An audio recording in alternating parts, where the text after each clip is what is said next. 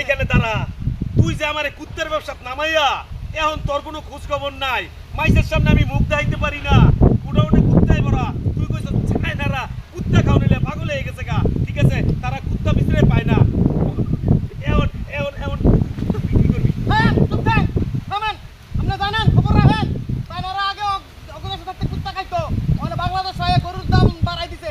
গরুর গোসের লেগে 1200 টাকা কেজি হয়ে গেছে গা। আর গরুর গোস স্বাদ পাইয়া, এখন গরুর গোস খাইলে কুত্তা খায় না। মানে কি করবেন করেন? হ্যাঁ, এটাই কইছি। তাহলে যে গোডাউন ভরা কুত্তা গেলি কেন? ওবা যায়, লোন ছাইরা দেয়। নাইলে পাপ হইব। মইনুল জবাব দেন লাগবো।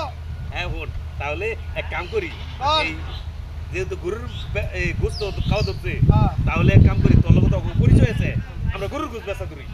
গরুর গোসে বেচমু, কুত্তা মুত্তা সব বন্ধ করে দিমু। ঠিক আছে, চল যাও, ছেড়ে দিম গিয়া। কুত্তা ছেড়ে দিমু গা।